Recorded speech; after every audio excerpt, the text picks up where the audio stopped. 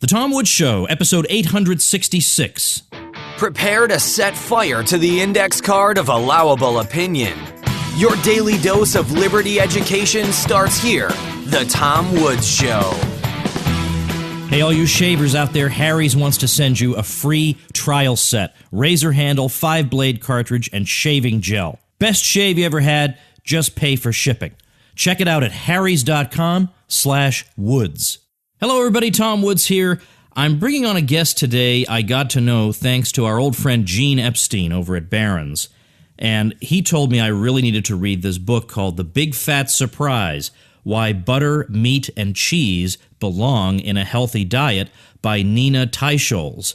So I did, and I found it very, very interesting. Now, this book was a massive bestseller, New York Times bestseller. The Economist named it the #1 science book of 2014. It was also named a 2014 best book by sources as diverse as the Wall Street Journal, Forbes, Mother Jones, and Library Journal. Before writing The Big Fat Surprise, Nina was a reporter for National Public Radio and also contributed to many publications, including the Wall Street Journal, the New York Times, the Washington Post, the New Yorker, and The Economist. You can check out her website at thebigfatsurprise.com. Nina, welcome to the show. Nice to be here, Tom. I just got done telling people about your book. I love it. I'm very interested in it. I don't know how I could possibly not have been aware of its existence. I try to be reasonably well informed. This thing was a big deal. It was a bombshell. Somehow I missed it. I don't know what to say other than I won't let it happen again. But I've really enjoyed looking through it. I have some interesting questions for you that maybe you haven't been asked before. But let's start with one that you have been asked, no doubt, which is, if the thesis of your book is true, which, by the way, I'd like you to lay out in 2 sentences, how did we ever get on a path that was so wrong? So the thesis of my book is that the idea that fat, including saturated fats, which is the kind of fat found mainly in animal foods, and cholesterol are bad for you and cause heart disease, that hypothesis was always based on weak science, has since been thoroughly disproven.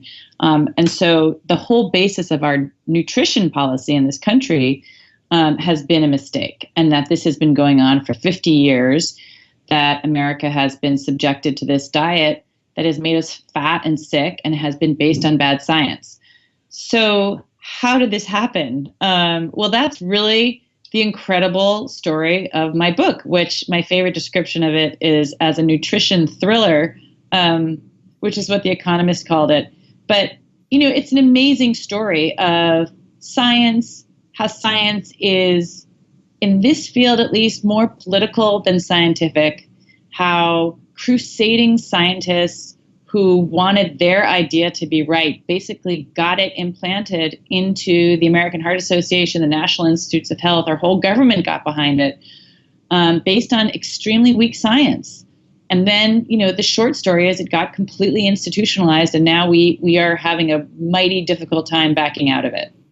All right, so there's a lot in there. Let me just ask you quickly about the time period when this science begins to, let's say, ossify, the early 1960s, particularly after Eisenhower, I guess, had had a heart attack, and heart health was very much in the news.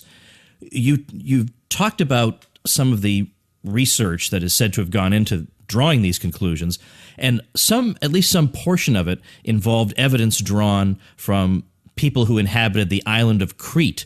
And I found this particularly interesting because the evidence there, the way it was drawn, seemed to be rather oblivious to some major, I don't want to steal your thunder here, but tell me the whole Crete story.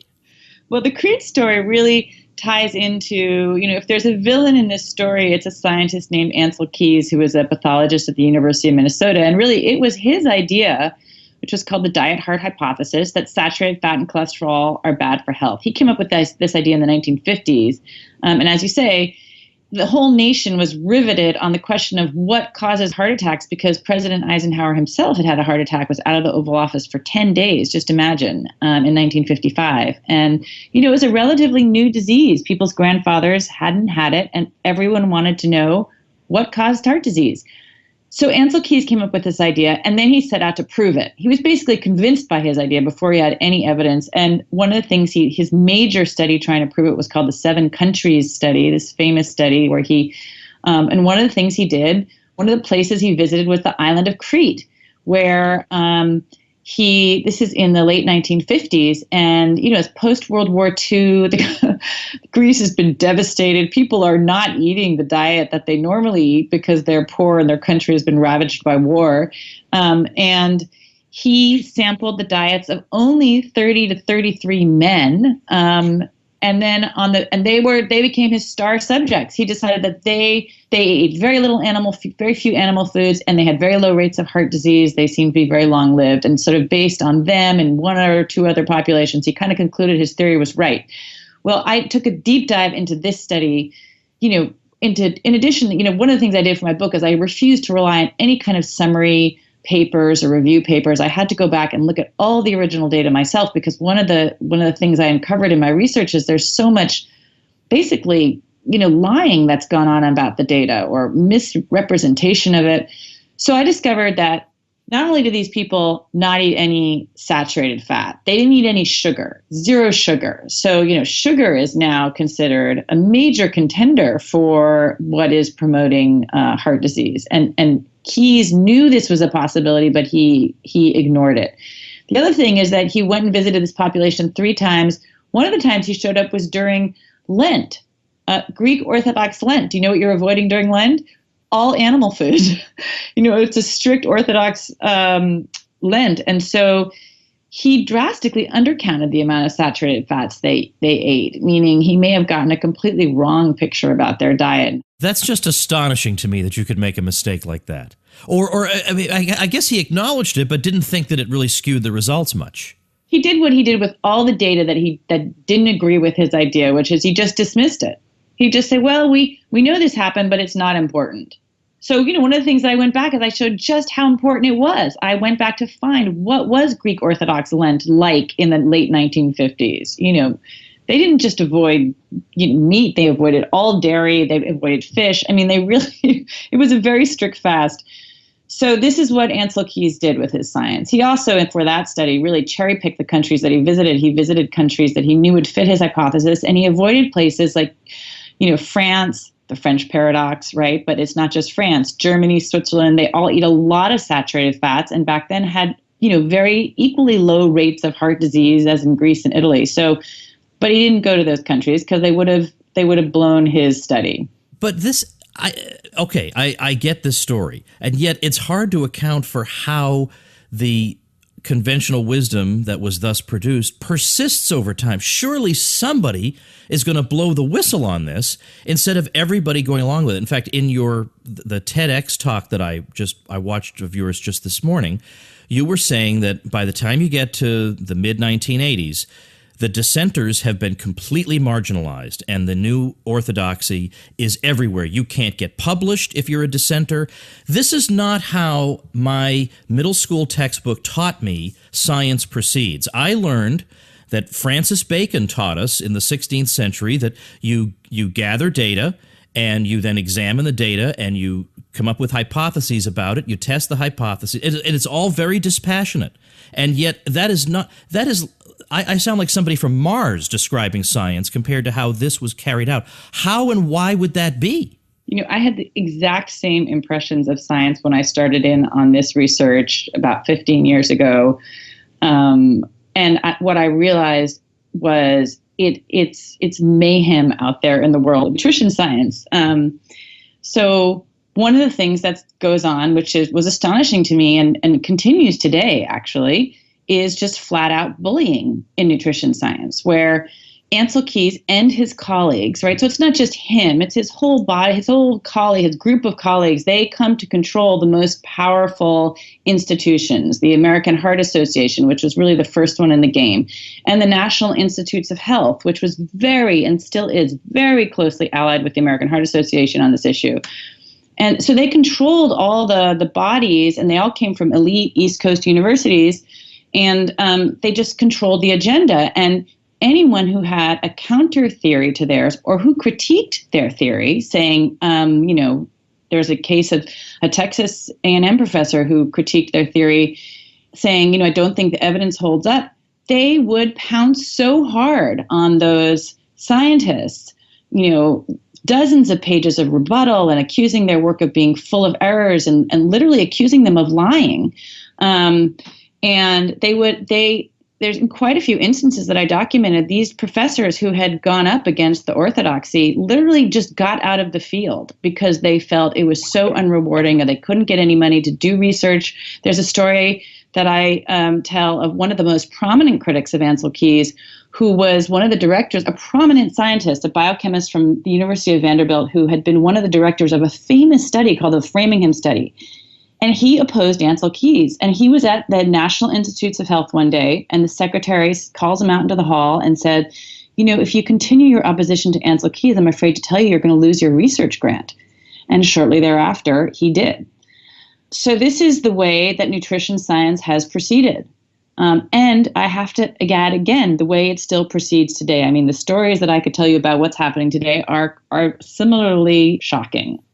Well, but I think now it's easy to understand how a lot of people would be skeptical of the scientific consensus in other areas, because they may well say, Nina has come across some really important information here in nutrition science, but there's no reason to think that human pettiness is confined to nutrition science, and that maybe the way science operates is really by a means whereby the conventional wisdom becomes accepted by everybody. If you want to get government grants, you better be adopting the conventional wisdom. You'll be shut out. You'll be ridiculed as an idiot. You're anti-science, you're anti-evidence, and your career will be destroyed, and you'll live marginalized. That doesn't sound all that unusual to me. I hear that all the time. Yes, sadly, I think it is true, and I think it's especially true when the federal government gets involved in doing the science and having a stake in the science. So the federal government got involved. Not only the National Institutes of Health funded all the research in this area, and they adopted the hypothesis that saturated fat, cholesterol cause heart disease, but they also then starting in 1980, they started implementing the dietary guidelines for Americans, which is it's the most important nutrition policy in the country. It affects everything and everything everybody eats. And not only that, but it drives all of the feeding assistant programs like school lunches, feeding programs for the elderly, the military rations. Okay, so now those feed 1 in 4 Americans each month. So now you have a huge interest by all food companies and grain and soy and all these different industries that have an interest in influencing the dietary guidelines, because their contracts, all their food contracts for all these programs depend upon, if the government's recommending, as they did in this last go around in 2015, the dietary guidelines said they increased the amount of vegetable oil they recommend daily from 24 grams to 27 grams. Well, that means a lot to the vegetable oil companies who get those contracts. So the whole thing becomes entrenched or captured is another way of putting it for people who follow government. Well, having said that stuff about science, let's ask some questions dealing more with the substance of your claims, because it seems like at least every couple of years, I read headlines about some new study telling you shouldn't eat red meat, right? We hear this all the time, you shouldn't eat red meat. Now, I wonder if there's any way in these studies, I don't know any of the details, I don't know the methodology used, but is there any way to correct for the possibility that a lot of people who eat a lot of red meat would tend to be people who in general ignore the experts' health advice? So they just have unhealthy lifestyles in general. They're ignoring people who say don't eat red meat, but they're also ignoring people who say don't sit on the couch all day, don't do these other unhealthy things. So in other words, you're dealing with people who are just plain unhealthy, and this may skew the results. That is absolutely true. And that's a kind of bias that one attempts to correct for in these studies, but and you're talking about a kind of study called an epidemiological study that can only show association. It can't establish cause and effect. And that's a very weak kind of study, precisely because there's all this kind of confounding. People who's eating red meat, other than the paleo folks, it's really, mainly people who completely ignore everything their doctor tells them. So So of course they're less healthy in a myriad of ways that you can never measure or correct for. And I think that is, in fact, what we're seeing in those red meat associations. And even then, the associations are absolutely tiny. They're so small. They're below, their numbers are below what would ever be considered acceptable if it were a drug trial. It would just be considered, it's just, it's so small as to be just noise. So, but there is a kind of, I think, in this scientific community, there's sort of an anti-meat bias and a pro-plant-based bias that has come about for a whole number of reasons.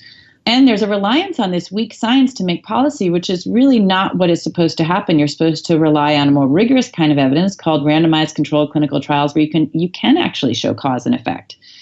And those really haven't been done on red meat, which is surprising given how much we hear about how red meat is bad for us, that the actual evidence base is remarkably thin. I mean, tiny. And there have been no randomized controlled clinical trials in the vegetarian diet. So even though we're told, we're pretty much continually told that that's the most healthy diet. So that those recommendations don't actually reflect the actual base of evidence out there.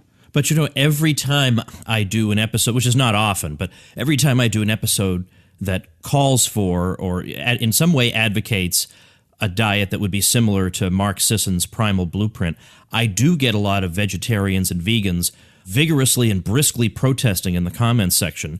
And boy, they sure seem to be pretty well read.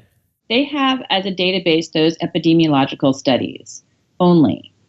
They really don't. There aren't any clinical trials, randomized controlled clinical trials to support their beliefs. There was one by Dean Ornish on 20 men. Actually, the outcome of that was that they had 2 deaths in the group that was on his diet and 1 death on the other group that was not on his diet. So, yeah, I don't know why there. I think there's a number of reasons to be vegan or vegetarian, and they're all many reasons that are legitimate. But if you're doing that diet for health, you just have to know that the actual rigorous evidence base for that diet to show that it's healthy and can prevent disease is almost really non-existent. All right, let's pause to thank our sponsor.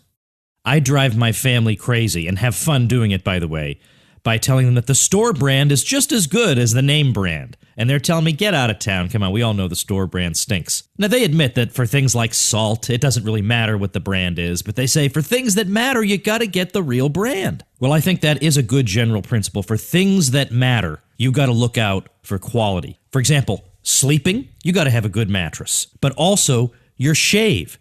You do that every day. There's a potential you could be making yourself into a bloody mess, and it conveys a look to people. It makes you look either professional or hopeless.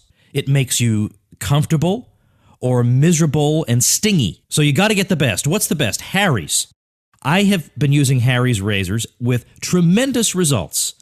Vastly better than blades I've used in the past. I gave up on blades. Wouldn't even use them anymore. Smooth, close, comfortable, beautiful. And yet you won't pay outrageous prices for it. And in fact, they're going to give you a free trial set for nothing. Just pay a tiny shipping fee, and they're going to send you the razor handle of your choice, 5-blade cartridge, and shaving gel. It's free when you sign up. That's how confident Harry's is in the quality of their blades. Want to redeem this free trial offer? Go to harrys.com/woods.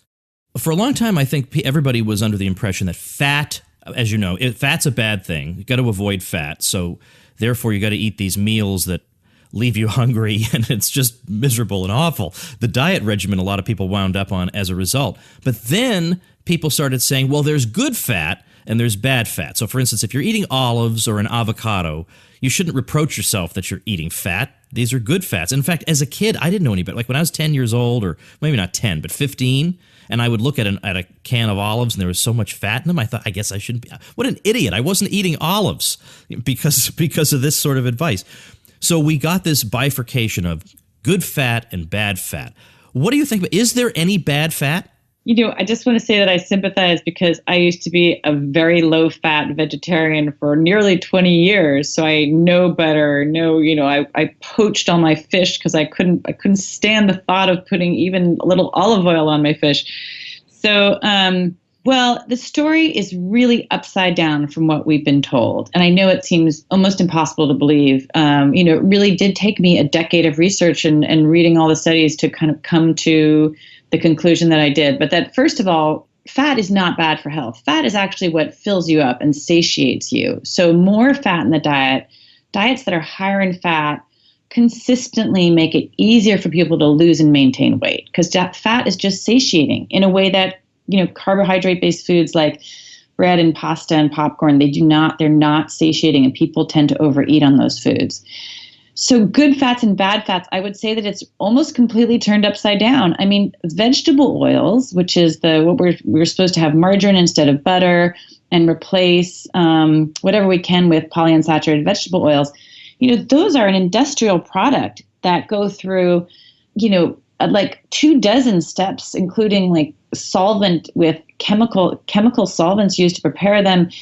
They are not a natural product and really only came into the food supply, first in the form of Crisco in 1911, but, and their rise in the food supply, which has been astronomical. I mean, we greater than any other food over the 20th century has been the increase in vegetable oils. It perfectly paralleled the rise in heart disease for the first 30 years. So there's a plausible case to be made that vegetable oils might even be the cause of that. But I think that they tend to be highly unstable. They contain trans fats, or they did, and they tend to oxidize and cause inflammation. That's, I think, one of the scariest parts of my book, when I discovered, like, actually when they took trans fats out of vegetable oils, what they got were far less stable oils that oxidize more rapidly and cause massive inflammation. Massive inflammation being one of the chief contenders for what causes heart disease.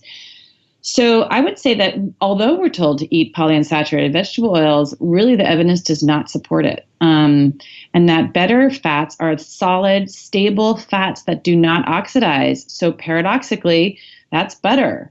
Even lard. Lard is what your grandparents used to cook with before they switched to Crisco, or tallow. I mean, butter and lard have been the chief cooking fats really since ancient times.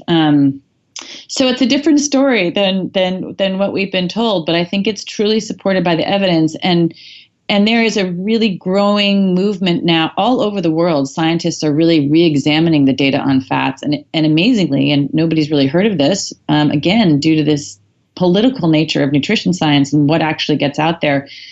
Groups of scientists all over the world have reevaluated the data on saturated fats and found really they do not cause heart disease, and they're not associated with cardiovascular disease, or they don't cause it.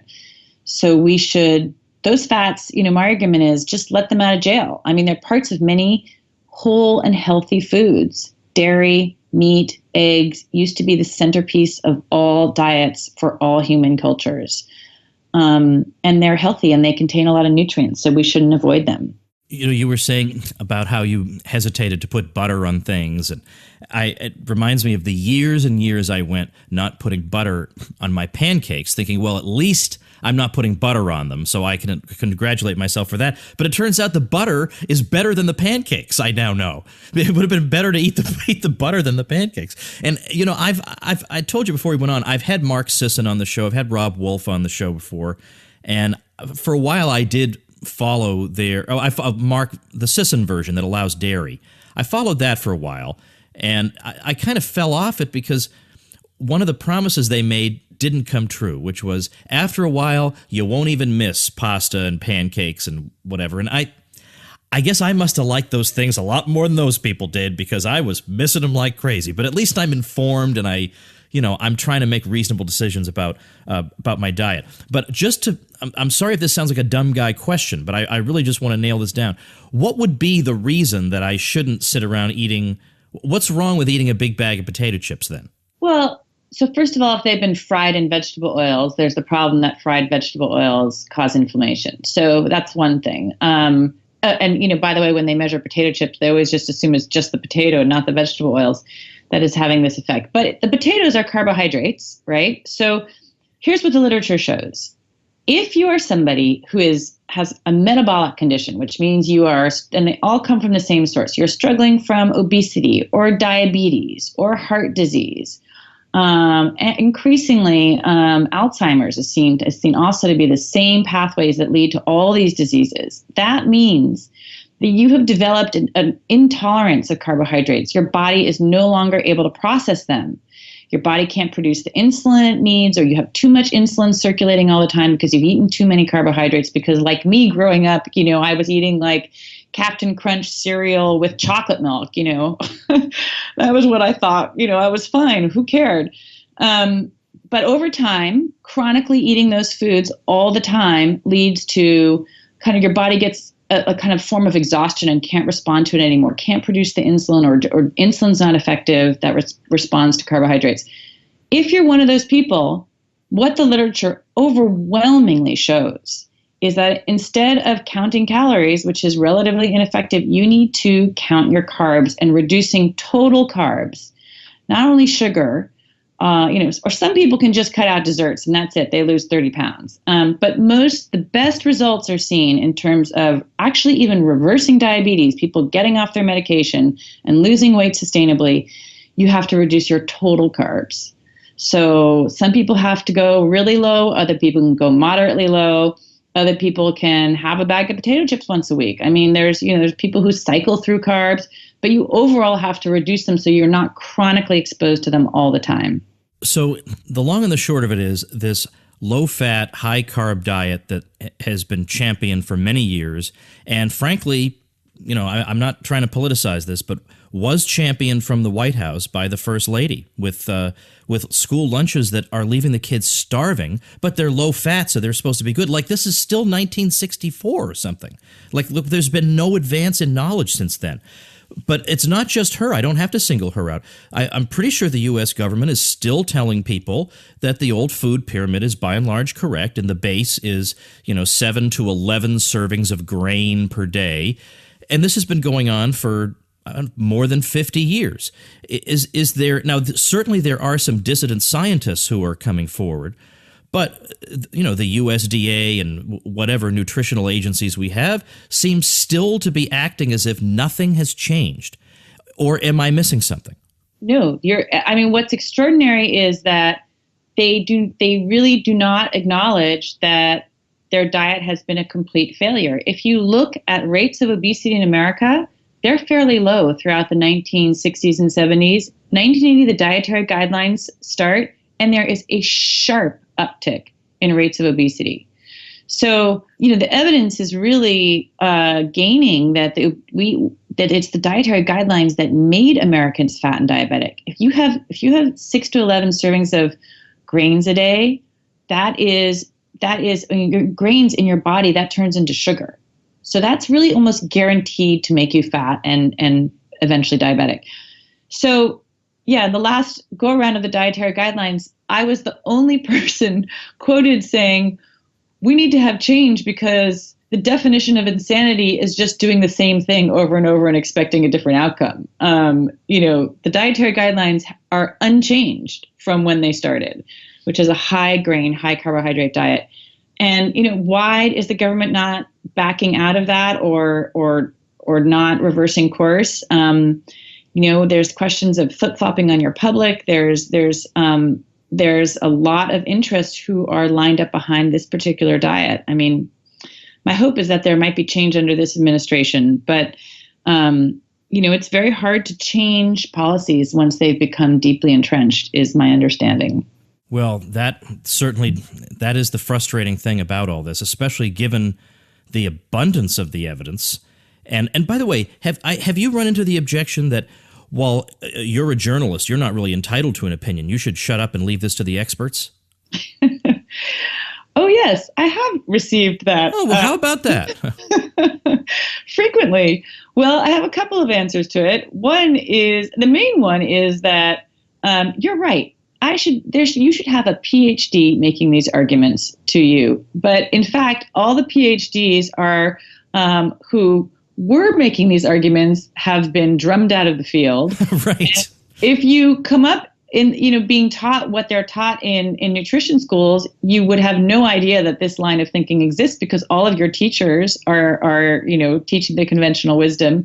Critics had to come from outside the sort of the nutrition field. In order, the main critics are, the first one was Gary Taubes, who's a science writer, and his books were kind of the big bang of this whole field, and mine has been the book that really penetrated into the mainstream, and so I think there's no way for a critic to come up on the inside in this field. And what's interesting and perhaps heartening to bear in mind is that the scientific revolution, one of the most momentous periods of Western civilization, consisted of people operating outside the existing university system. That did not develop out of the existing universities. It was everybody working on the outside. So you are part of an honorable lineage of people working in the vineyards tirelessly and eventually coming up with very, very important stuff. Well, the book is The Big Fat Surprise: Why Butter, Meat, and Cheese Belong in a Healthy Diet. Nina, I appreciate your time. Great conversation. And I'm sorry I was a little late to the party, but better late than never. Well, it's great to be on your show and just a pleasure talking to you. So thank you. All right, everybody, before I dismiss you, I would like to do a little favor for a friend, James Newcomb, whom I have gotten to know over the years, both as a libertarian and as an entrepreneur, and he's been a guest on this show, and I just want to make you aware, I'm not being paid for this or anything, but he's a good guy, and I want to make you aware of something. He's a great musician, and he has just produced a little course called Secrets of the Musical Mind. He says it's a 10-lesson course geared for musicians or anyone who faces any type of performance anxiety to understand the relationship between the brain and music, what causes stage fright, how to overcome stage fright, and lots of practical guidance for performers to achieve peak performance. So you can find out about it at secretsofthemusicalmind.com, and I will link to that also on today's show notes page, which is where you should get Nina's book, by the way.